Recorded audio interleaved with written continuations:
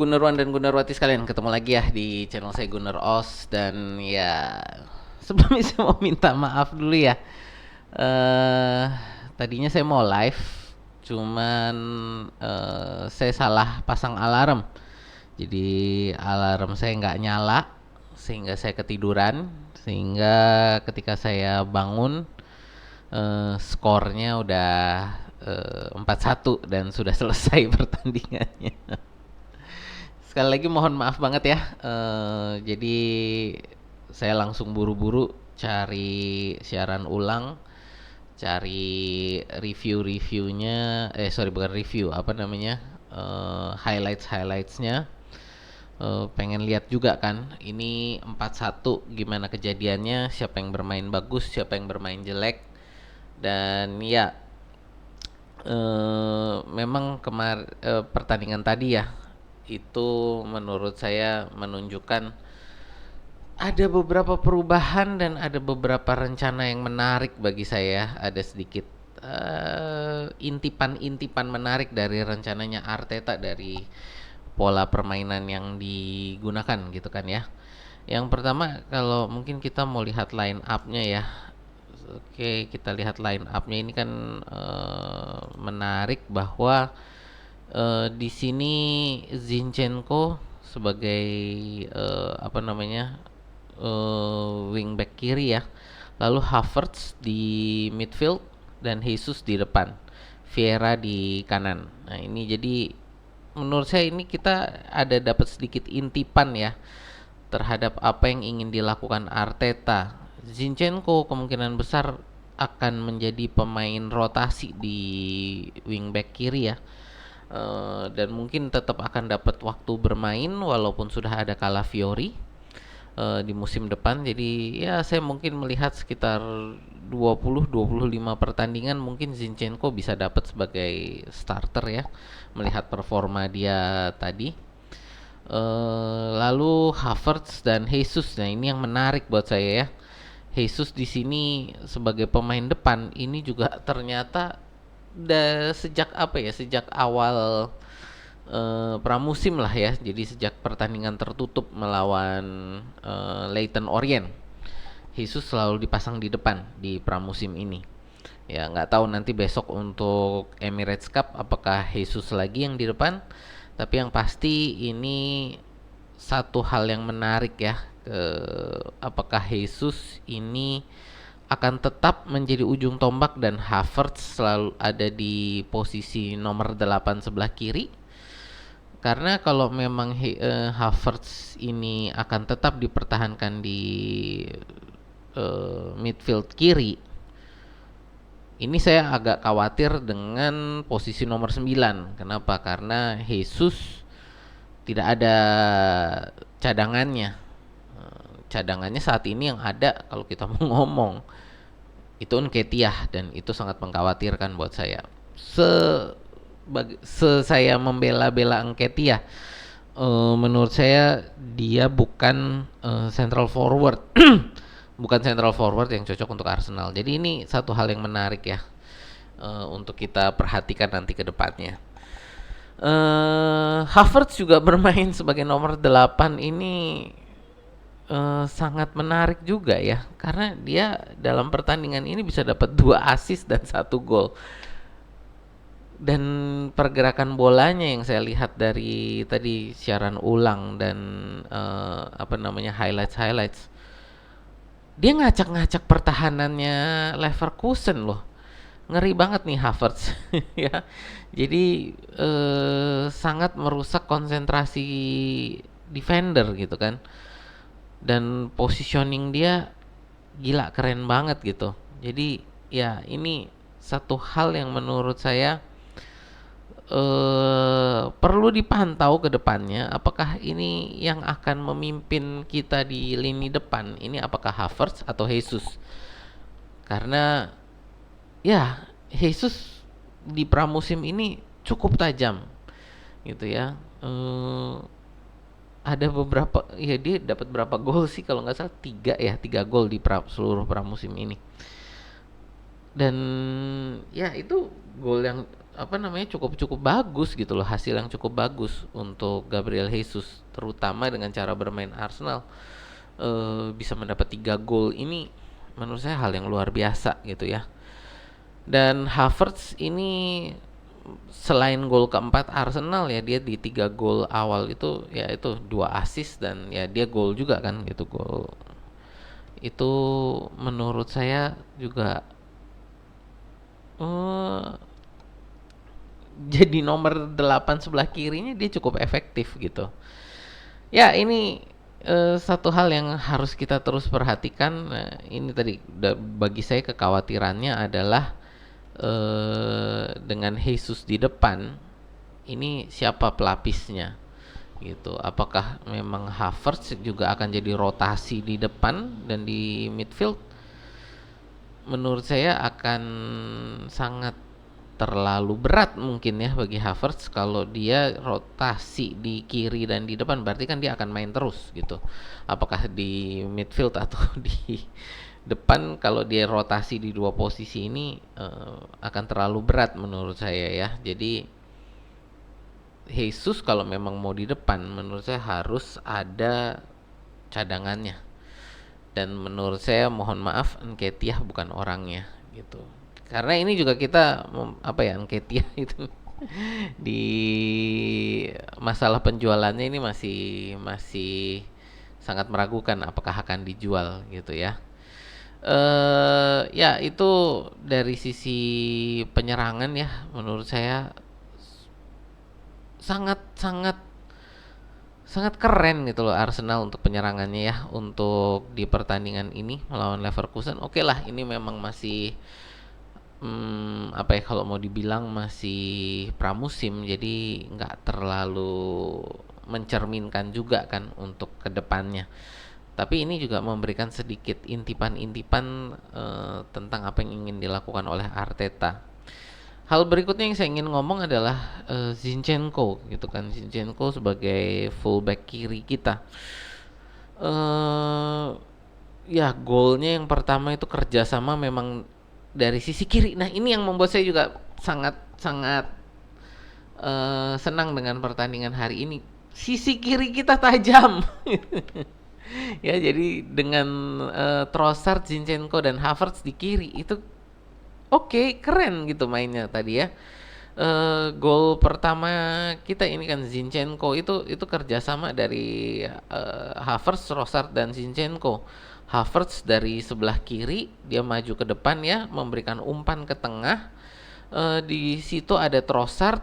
Trossard pura-pura mau nendang, lalu dia lepaskan karena dia lihat di belakangnya ada Zinchenko dan dia para pemain bertahan itu mulai berkumpul untuk menjaga Trossard gitu kan. Jadi bola itu dia biarkan lewat, diterima oleh Zinchenko dan Zinchenko melakukan tendangan yang sangat luar biasa ya ke arah gawang Leverkusen yang dijaga oleh Kovar gitu kan. Ya, sisi sebelah kiri kita tadi sangat tajam gitu kan. Masalah musim lalu kita kan sisi sebelah kiri kita tumpul. Sangat tumpul musim lalu ya. Jadi ya, Zinchenko mungkin akan kita lihat di beberapa pertandingan ke depan ya, yang mungkin akan menjadi pemain rotasi gitu. Ya, terutama kita juga akan melihat nanti Calafiori bagaimana bermainnya gitu kan. Yang pasti permainan Zinchenko ini ya meredakan beberapa kritik lah kepada dia. Jadi beberapa kritik kepada Zinchenko ini menurut saya dia jawab di pertandingan ini. Lalu masuk ke babak kedua ya, itu nggak terlalu greget lagi karena memang sudah unggul 3-0 di babak pertama. Jadi Arsenal juga menurunkan tempo dan mengganti sebagian besar pemainnya ya, terutama pemain belakang itu diganti semua gitu kan. Zinchenko itu diganti, di sebelah kirinya itu Miles Lewis Kelly, Gabriel lalu diganti oleh Aiden Heaven, Saliba lalu diganti oleh Jakub Kiwior dan Ben White itu diganti oleh Nichols gitu kan. Jadi dirombak total untuk belakangnya, dan menurut saya yang saya rada kaget ini adalah posisi Kiwior dan Aiden Heaven kenapa dibalik gitu. Karena memang harusnya kan Kiwior itu center back sebelah kiri ya. Jadi di posisinya Gabriel, dan Aiden Heaven kemarin itu dipasangnya itu di center back sebelah kanan. Jadi tadi itu posisinya agak dibalik, Kiwior yang di sebelah kanan, lalu Aiden Heaven yang di sebelah kiri. Ini menurut saya satu hal, apakah ini mau dicoba-coba gitu kan, apakah center backnya ini dicoba-coba pada posisi yang tidak sesuai gitu kan, atau memang gimana. Ini satu hal dari Arteta yang mungkin saya juga agak bingung gitu. Jadi dan itu berujung pada gol Lozek ya, di gol kelima di pertandingan ini. Gol penutup itu karena posisi pertama Miles Lewis Kelly yang terlalu depan, dan dia tidak menutup pergerakan pemain siapa tadi ya, dari Leverkusen lah, yang dia lalu memberikan umpan kepada Lozek yang dimana itu Kiwior telat mengantisipasi pergerakannya Lozek. Tapi pada saat yang sama juga di situ Aiden Heaven itu tidak tidak bergerak untuk memotong bola gitu kan. Jadi menurut saya itu untuk gol gol Leverkusen itu kesalahan dari tiga pemain ya. Jadi bukan hanya Kiwior aja, karena saya lihat di sosmed banyak yang menyalahkan Kiwior untuk gol terakhir itu ya. Tapi menurut saya itu kesalahan dari siapa, Miles Lewis Kelly, lalu juga Aiden Heaven, dan ya Kiwior itu sendiri juga gitu. Jadi kesalahan tiga pemain lah gitu. Intinya ini tadi permainan yang cukup menarik, dan buat saya ini saya mungkin ada satu poin ini untuk Miles Lewis Kelly ya. Dia permainannya sih di pramusim ini cukup bagus ya. Cuman kita lihat di sisi kiri Arsenal itu untuk wingback kan udah penuh.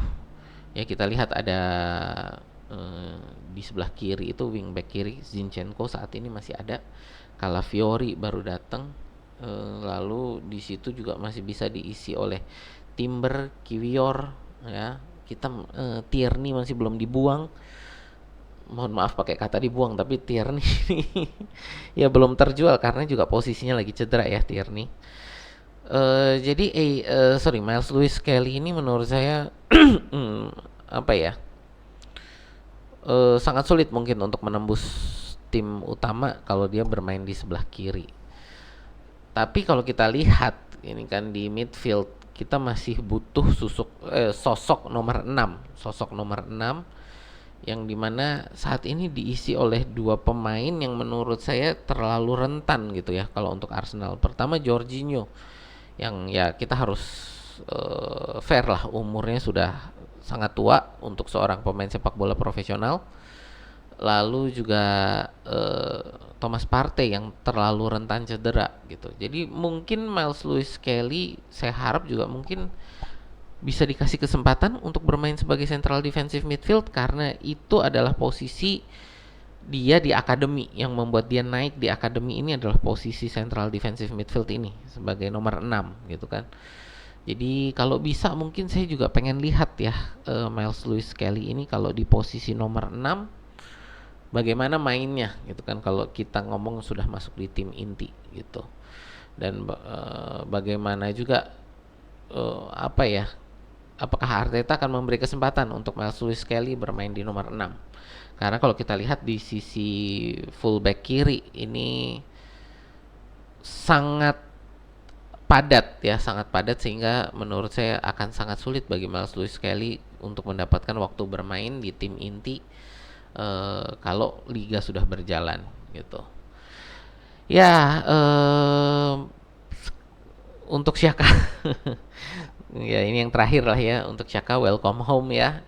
Kita lihat juga tadi dia berpelukan dengan Arteta dan juga ada berfoto-foto dengan kawan-kawan lamanya ya. Ya, permainan dia juga menurut saya ya cukup bagus lah ya. Walaupun tidak terlalu kelihatan untuk pertandingan ini tadi ya. Tapi ya menurut saya ini satu hal yang sangat bagus, penyambutan fans terhadap Xhaka di stadion tadi ya, diberi standing ovation kalau nggak salah tadi dia pada saat ditarik keluar ya. Ya, menurut saya ini pertandingan yang cukup bagus, eh, menunjukkan ketajaman para pemain kita tampaknya sudah sangat siap untuk menghadapi liga.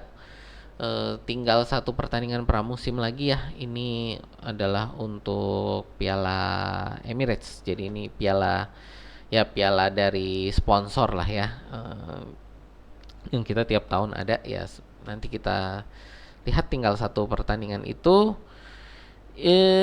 dan berikutnya kita akan langsung masuk ke liga gitu untuk pertandingan berikutnya minggu depan ya.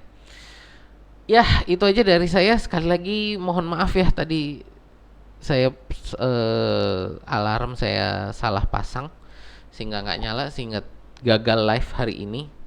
Mohon maaf sekali lagi. Dan ya itu aja dari saya. Teman-teman, channel saya adalah fans channel Arsenal. Jadi kalau teman-teman suka dengan konten-konten Arsenal semacam ini, boleh yuk di like, share, dan subscribe ya. Dan jangan lupa dipencet tombol loncengnya sehingga setiap kali saya update teman-teman dapat teman-teman dapat reminder dari YouTube. Itu aja dari saya. Terima kasih. Sampai jumpa di video kita berikutnya.